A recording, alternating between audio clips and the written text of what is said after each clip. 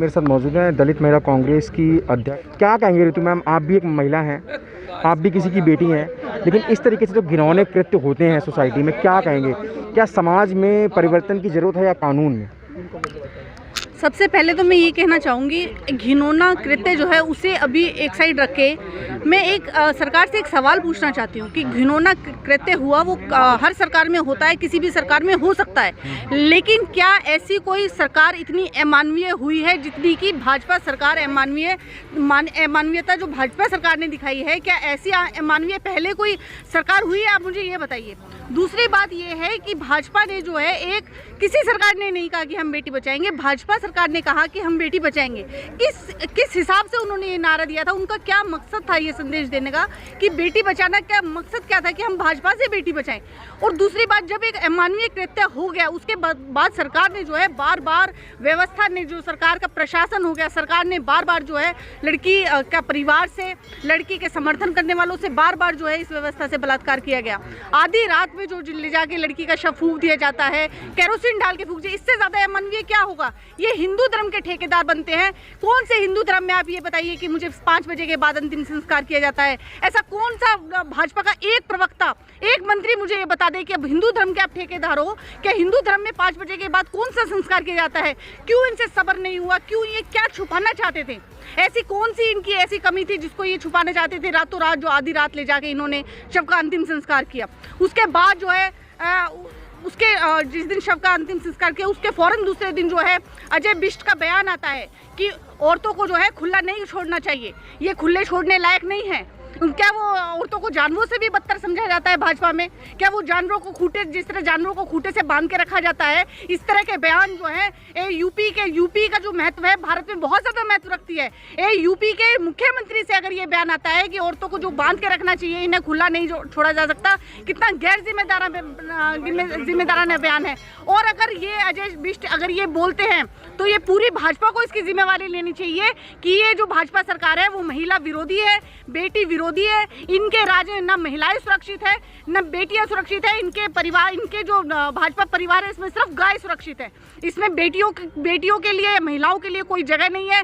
अगर कोई इस तरह का आप देखिए कि हर 15 मिनट में जो है एक बलात्कार इस देश में हो रहा है, और कितना इन्होंने भाजपा सरकार ने कितने महिलाओं के लिए क्या ऐसा कुछ किया, इन्होंने बेटी बचाओ का नारा जो दिया, कितनी इन्होंने महिलाओं की सुरक्षा कर ली, कितनी।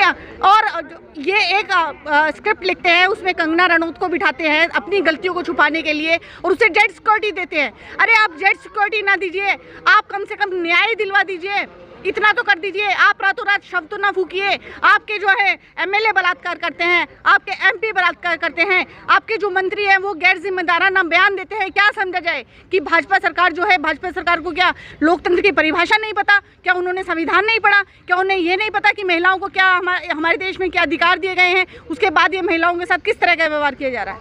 मैम दूसरा वही डीएम पे भी कहीं ना कहीं डीएम लगातार दबाव बना रहे हैं परिवार पे कि आपको 25 लाख रुपए दिए जा रहे हैं, घर दिया जा रहा है, आपको शहर में भी एक घर दिया जाएगा।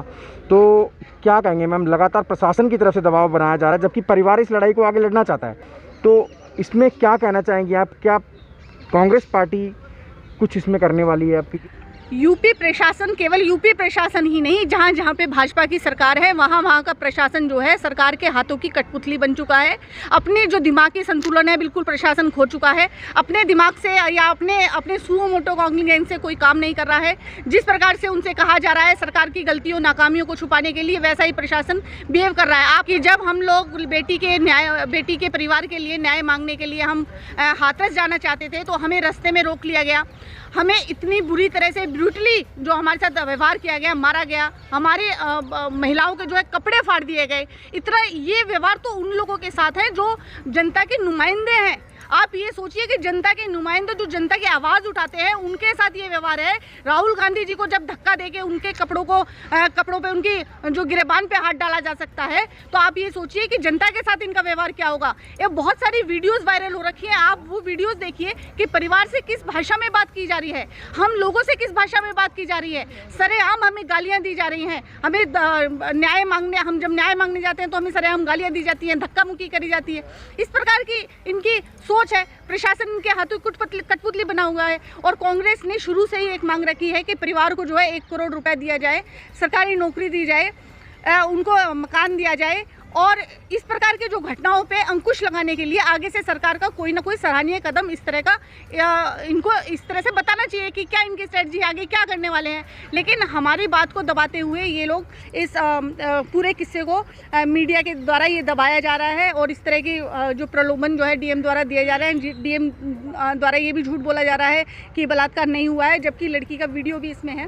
तो ये सब आपके सामने है, ये फैसला तो आप खुद कर सकते हैं।